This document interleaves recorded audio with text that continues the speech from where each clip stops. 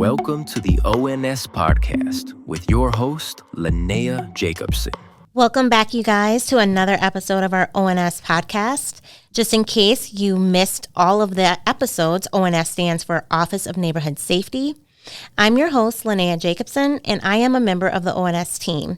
We are excited to be creating this platform for departments like ours and community organizations to come on and talk about their services.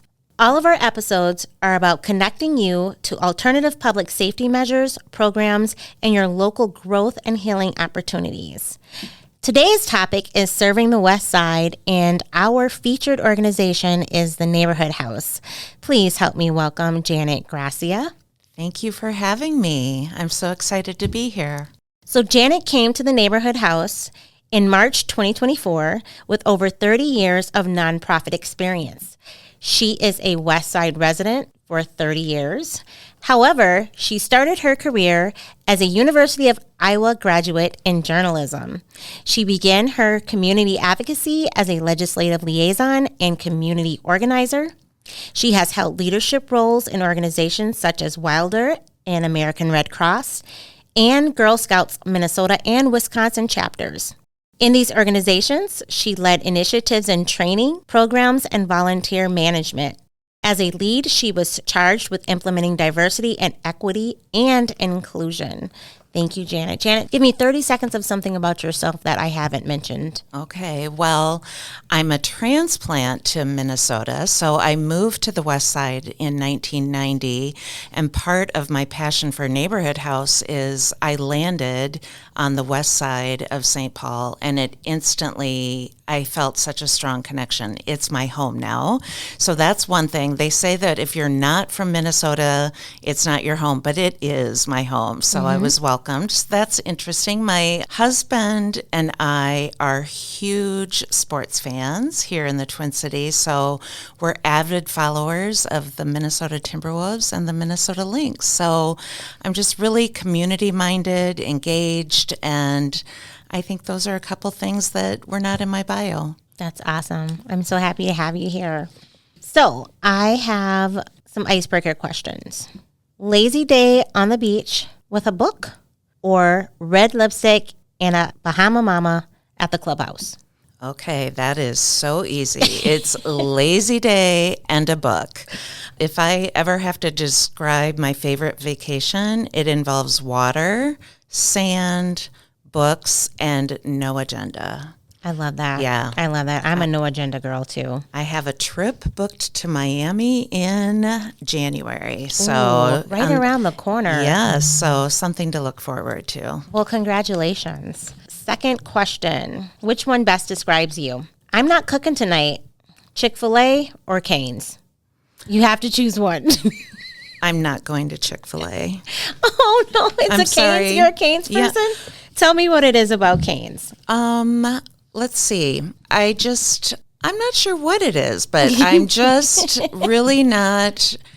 If I had to be honest, I am just not very supportive of the Chick-fil-A as a company, and so I don't know if we want to go there. But We won't ruin it for the rest of St. Paul. Chick-fil-A, we love you. Don't get us. Don't get us. No, I think Cane's, it's kind of one of those places. I have two daughters. They're young adults now, but both are so popular with both of those chains. But my girls, Cane's, I can make someone happy if I go through that drive-through. Really? So, yeah. I think for my kid, he's a Chick-fil-A boy. And because I like the spices, I just need Cane's chicken fingers to have a little bit more flavor. And they just don't do it for me. I have to put so much sauce on it just to get enjoyment out of it. But I mean, yeah. Okay, question number 3. Here's a scenario. I love you, Janet. You get a free trip to Greece and you leave in 1 week. You're allowed to bring 3 guests, but you have to make a choice right now in order for the concierge to make the right reservations for everybody. Who are you going? And you don't have time to think about it. Okay, I'm taking my sister, Jill. She recently told me when we were very, very close friends, and I did not know this about her. I said, what is like a bucket list item for you? And she goes, I really want to go to Greece. Oh, wow. And so, I mean, as you were saying that, I'm like, is she going to ask me who I'm going to take? You know? And so my sister would be at the top of the list. She's a teacher here in Minnesota. And our teachers work so hard, right? They're just putting in that time, you know, supporting our youth. So I would like to give that to my sister. And then I would say, this is going to be a tough one, and I hope my daughters don't listen to it, but I love Girls Trip. And you said I can only take 3 people. Only take 3. And so we both have 2 daughters. So I'm going to go in the order of age and take our 2 oldest daughters. Okay. So my daughter Paige and her daughter Cameron. And then I'd have to add in a second trip. And my sister and I would have to take the younger ones someplace. Otherwise there's that thing about favoritism. And stuff. But my family loves girls trips and loves to do that. So that was a really easy decision to make. I love that. You answered it better than I would have. So let's jump right into the questions, because I did not do a big intro of Neighborhood House, and I would love to talk about the organization and have you tell the community who they are and what they are and why they are. So tell our audience, what is Neighborhood House and how did you guys get started? Okay, this is a really, I think, a very fascinating story. As I mentioned, I moved here in 1990, and Neighborhood House was and continues to be a pillar on the West Side. So I instantly got introduced. Neighborhood House was founded over 125 years ago. So it has a long history, and a history that was started on the West Side of St. Paul. It started with the ladies of Mount Zion Temple in St. Paul. The ladies of Mount Zion recognized over 125 years ago that Jewish refugees who were being persecuted in Russia were resettling in St. Paul. And they saw the need to provide resources and support to welcome the Jewish refugees to their new home. And so it was started by the ladies of Mount Zion, and it has continued to evolve over those years as a primary focus of supporting immigrants and refugees who are new to Minnesota, but also people living in Minnesota who are facing socioeconomic issues. So even if you were born in Minnesota, but you are facing food insecurity, housing insecurity, things like that. One of the interesting things that I think is unique about Neighborhood House is there are a lot of social services where you go and you might go to a food market and you might get food support. You may go to a health clinic and get health support. Neighborhood House is set up on the basis that we want to support the whole family, and so we have wraparound services, and our primary services are in food support. So we have a very, very busy food market. We have English language classes for all learners, so different levels of English classes where we're teaching people that speak multiple languages all in the same classroom. We have GED, citizenship. Something new that we've added in the last year is driver's education. Oh, I love it. Yeah. I love it. People, and that's kind of a safety thing, right? Right. Because if people could not study and learn how to pass the driver's license, their permit, there's barriers to that. And so Neighborhood House is certified to teach the class. We provide the behind the wheel training, and then we also can provide the testing right on site. So as a result of that, non-English speakers are able to, or people that speak it at different levels of proficiency can get their driver's licenses, get insured, and just providing a different level of security. Wow, I had no idea you guys did all of that. And that's something brand new. That's amazing. I have so many follow-up questions about that, Yeah. but I won't do that because then we'll be here for hours. Yeah, on and it. there's more programs. So there's more than just those. So the English language, the youth program, our housing stability. I'm sure we'll have lots of fun tidbits pop up here. Now, for some of those who are not West Side residents and get confused by the names, please explain as best as you can why El Rio, Wellstone Center, and Neighborhood House names. Okay, that is the big question that comes up, and it's not easy to explain. So, there's a little bit of history there that is actually also very interesting. So, Neighborhood House existed on the West Side, as I mentioned, in 1897. Then the city had El Rio rec centers, and I don't know when the rec centers started as far as the date, but for as long as I know, there's always been, St. Paul is so great with amazing rec centers, was part of St. Paul. And then Senator Wellstone, for those that don't know who Senator Wellstone is, he was a very justice, progressive-minded politician in Minnesota who was really, and I don't know the specific details, but was really an advocate for immigrants. Yeah. His own family, his Jewish ancestry, was impacted by the neighborhood house going back as far as, like when I talk about that they welcomed Jewish refugees. But then Senator Wellstone, and this is what I don't know the specifics on, actually passed major legislation that supported the Hmong immigration into St. Paul. And Senator Wellstone tragically passed away along with several of his family members and staffers in a plane crash over 20 years ago, maybe 23 years ago. And the community came together, the El Rio neighborhood house, just different people coming together, like how can we honor that legacy? And it was decided that that legacy of Senator Wellstone and the other people part of that party, the plane participants, would be greatly honored by a place that was committed to welcoming refugees and immigrants. So Neighborhood House raised the money to build the Paul and Sheila Wellstone Center.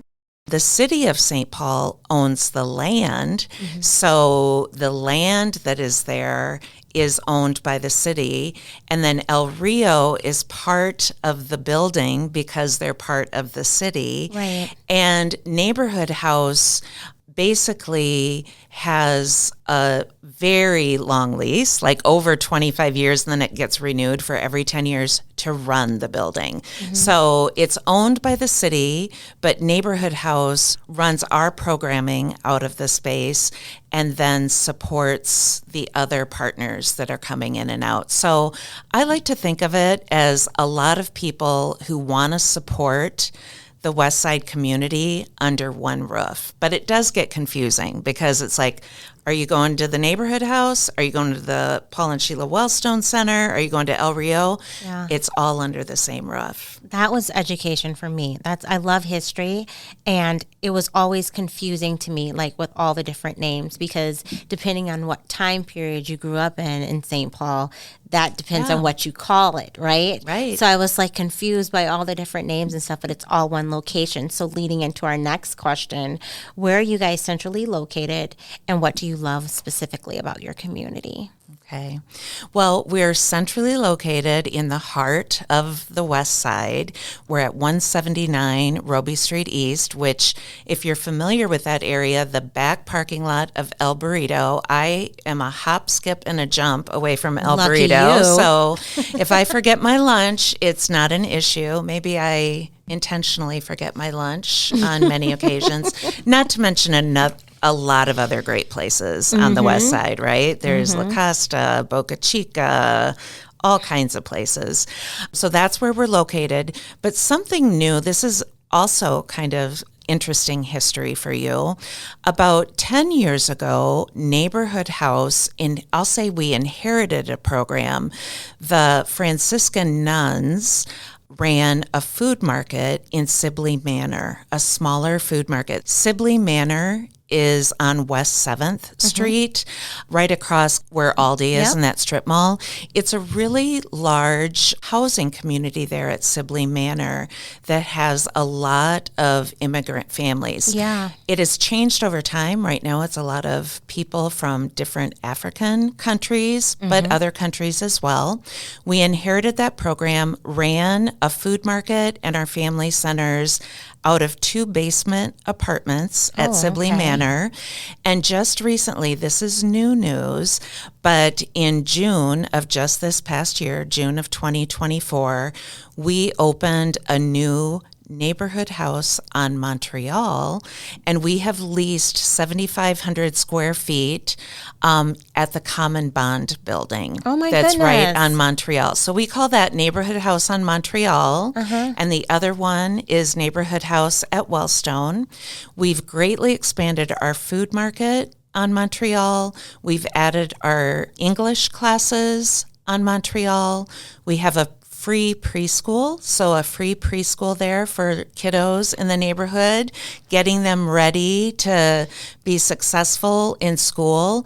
And the majority of our preschool are coming from homes where English is a second language. Right. So we do the education both for the parents and for the children in that preschool, and our family centers are there as well. So we've really expanded our programming to grow beyond just the West Side. This is what I love about having community organizations on, because it keeps us up to date on what you guys are doing. I had no idea that you guys had expanded. How long ago was that? It was just a few months ago, June. Okay. So here we are in January, right? Yeah. So snow, June seems like a long ways away, but we had to build it out. I'd love to show you around there sometime. I'm going to set up something to come see you. We have seen just a remarkable increase in the number of participants. So not only are we serving still the Sibley Manor residents, but because of where this new location is located, just down the street from Sibley Manor, we're located right across the street from a low-income senior high-rise and also another affordable housing complex. So, food security is a huge thing just across the country right now. Food markets are seeing a huge increase anyway. Yeah. The governor just had a press conference releasing $5 million in additional funding to food markets across the state of Minnesota. He chose to do that press conference at Neighborhood House. But Neighborhood House from last year to this year has increased the amount of food that we are distributing out into the community by 47%. Oh my gosh. Which is, when you think about that, That's a lot. really significant. That's a lot. So, I know I kind of went off on a tangent No, there this in is food. good information. But our community is all of St. Paul, right? So we're located on the west side. We now have a physical location on the West 7th area, but our doors are open to anyone. So if you're coming through the doors, if someone makes it to Neighborhood House, we are going to support you no matter what. The only exception I would say to that is some of our funding that we get for our housing is restricted to Ramsey County, for example. Yeah. And so depending on the type of support that a participant might need around housing, that might be limited, but we still support them. Like, we can refer them to other resources. Maybe ask them, we can't help you with this particular aspect, but we can help you with classes. We can provide you with our food market, our youth programming. We have a free summer camp, Summer Sunrise, that runs for 3 months, a 4-day-a-week camp for kids to participate in all the other things that other Minnesota kids are getting to do. Right. And that's at no cost, going on field trips, meeting with lots of people around STEM, sports, things like that. Shout out to Neighborhood House staff. You guys are really busy over there. Janet is she's not doing it alone, you guys. So, right, you've got a great staff. You guys are busy. That's a lot of people. What is the average number of people that you would say that Neighborhood House serves in a year? Yep. Yeah, the Neighborhood House, I have the numbers for 2024. We served 9,600 families. Oh my gosh. And within those families, that is about 31,000 people that were impacted by the programs at Neighborhood House. Now, that is what we're doing like on a regular basis. That wouldn't include things like if we're having hosted community events, different things like that. But through those primary programs, we're serving about 31,000 people, 9,600 families, and we're just seeing that grow. Praise God. That's amazing. That's amazing. Okay, so with that being said, how does food and programming assist in stability and alternative public safety measures? Well, I think when you're talking about food, the mission of Neighborhood House is that everyone deserves to be treated with dignity and to be able to thrive in their community.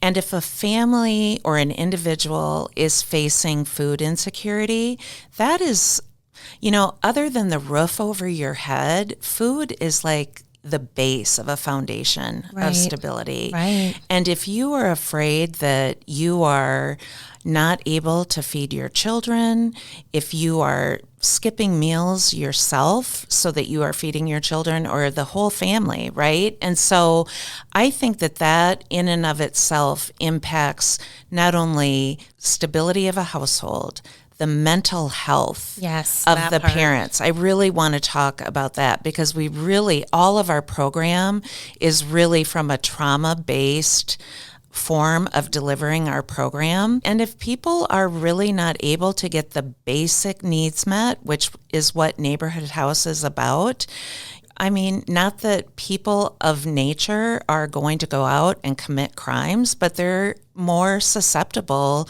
to being influenced by others, of being the victims of crime, of, like I said, that mental health piece, or children who are not able to have nutrition and be hungry when they are at home or going to school, are not going to maybe be successful in school. So then that leads to truancy and other issues. So I think it's just those wraparound basic needs that makes a big impact. We have every other week at multiple locations across St. Paul, we have fresh produce pickups, which are separate than our food market. They're a supplement added on top of that. So at Neighborhood House, our Neighborhood House on Montreal, yesterday we had a food distribution at Metropolitan State University. We do it at several schools, elementary schools in the city of St. Paul. Anyone that knows about it can come to those fresh produce pickups and get about 30 to 40 pounds of free produce. And what we also have at the fresh produce pickups are other community partners, maybe Ramsey County Health, or people that are promoting free lawyer advice to people who are facing immigration law issues that they want to talk to people about. People passing out free light bulbs, just all kinds of people, and bringing our community partners in to not only sponsor the fresh produce pickups, but volunteer at them. And the day before Thanksgiving, we did a really big fresh produce pickup, but really expanded it to a family event, knowing a lot of kids would be out of school, had movies playing in our theater so they could go in and watch movies. All of our program staff were out doing different activities. We had corporate volunteers passing out hot chocolate and coffee. We had another family volunteer foundation. They're grilling burgers, hot dogs, and everyone was having meal. And it just brought people together in community. And I think that also is what speaks to when you're thinking about the Office of Neighborhood Safety is like when you bring community together and just love on those people or give them, a place to feel safe and warm and know that there are other resources out there for them. It is something that can change a community. Amen, sister. How can people volunteer and how can people donate? Okay, well, we welcome all of the above, as you can imagine.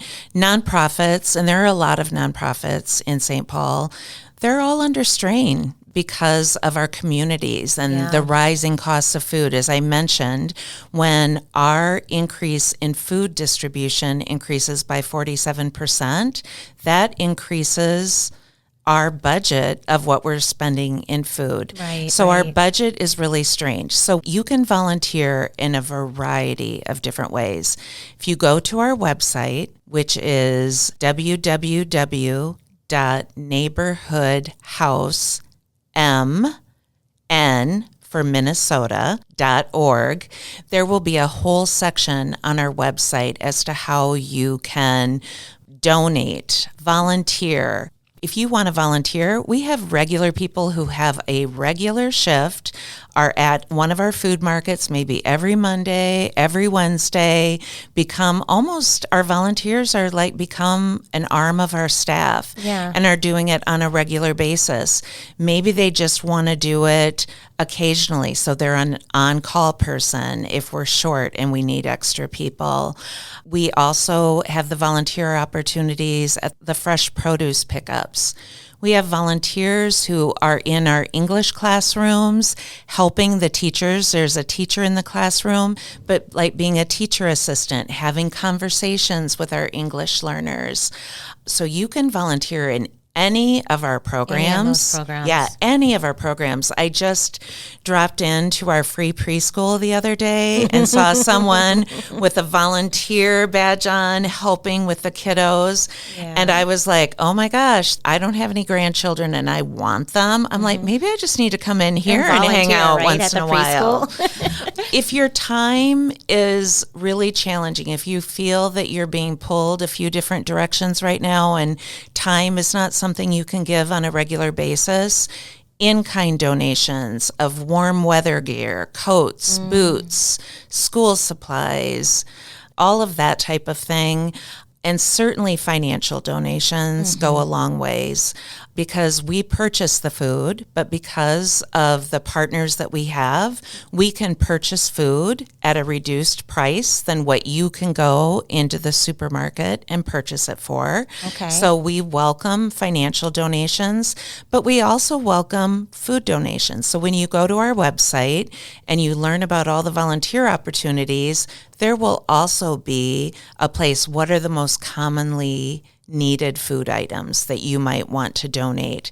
So we just had a food drive at Lunds and Byerly's the other day, had volunteers there accepting donations.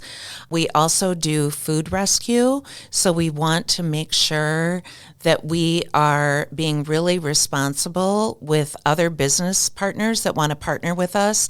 Let's not throw away food that's expiring in a grocery store.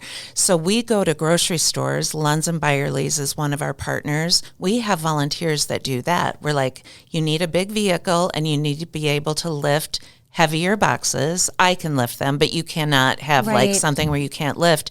And you're just picking up the things that are still really wonderful items, and a family would love to have them on their dining room table, but they're reaching that peak kind of expiration. It's like all the fresh bakery items, all the easy meals like the salads that you see at Lunds and Byerly's where maybe they're expiring in 2 days, but a family can pick or an individual can pick them up and use them. So there's lots of ways to volunteer.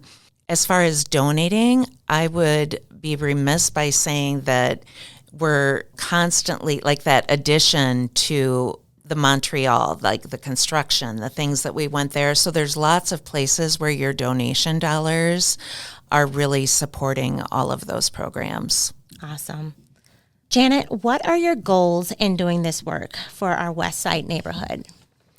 Well, it's a personal passion for me. As I mentioned, when I moved to Minnesota in 1990, I was a mom, had a 2-month-old infant, and was going through a divorce, moved to Minnesota.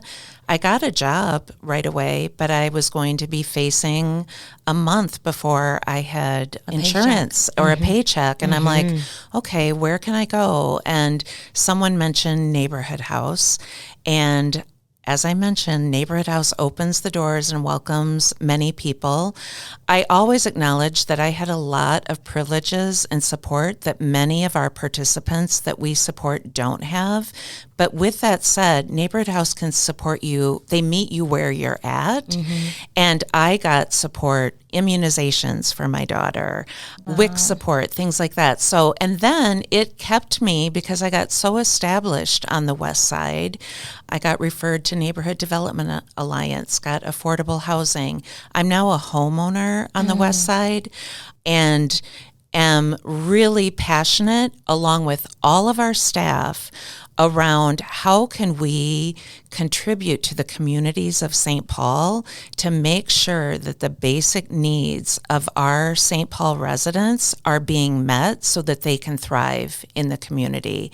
And I think that's why Neighborhood House, being a partner with the City of St. Paul, being a partner with other community organizations, other nonprofit organizations housed in our building, like West Side Boosters on the West Side, is like, they are getting those kids out moving and using their bodies and learning new skills. And so West Side Boosters, they are their own organization, but they're in the building where we're at. Shout out to Santino Franco, who is one of the NSCC members. Go ahead. Oh, is he? I just saw him last night, and I said he was running that last night. He's a busy guy. Yeah, they were having a meeting last night, getting ready to execute on Cinco de Mayo Festival for May. And think about what that is for our city, right? Yeah. So the purpose is really, again, to open our doors to everyone, immigrants, refugees, anyone that is facing some sort of socioeconomic need, and helping them find the way that they can thrive in their community and often give back to community. I was walking through our rotunda the other day, and a young man walked up to me. He's like, hey, like he'd seen my picture, like in some of the press releases announcing me. And little did I know, he's been doing some work around my community and recognized me from that. Yeah. And he walked up, thanked me for what he is getting from Neighborhood House. He has been taking classes at Neighborhood House for 14 years and is speaking English really, really well, but something keeps bringing him back to be a part of that family and a part of that community.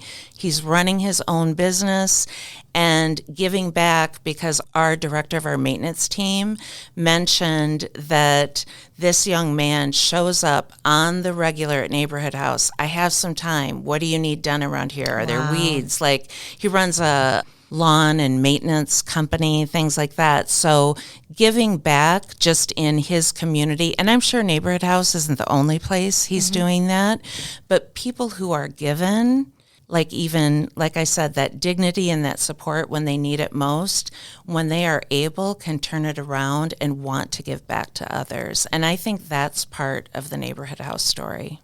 Neighborhood House is out here helping people thrive, ladies and gentlemen. So the city and organizations within St. Paul are working to rehabilitate, intervene, and rebuild safer neighborhoods. Again, this podcast is about being able to connect with you on alternative public safety matters, programs, and your local growth and healing opportunities. If you'd like to learn more about the Neighborhood House, please visit neighborhoodhousemn.org. If you'd like to learn more about the Community First Public Safety and Office of Neighborhood Safety, please visit stpaul.gov, click on Residents, scroll down to Public Safety. Thank you, Janet. Thank you for having me.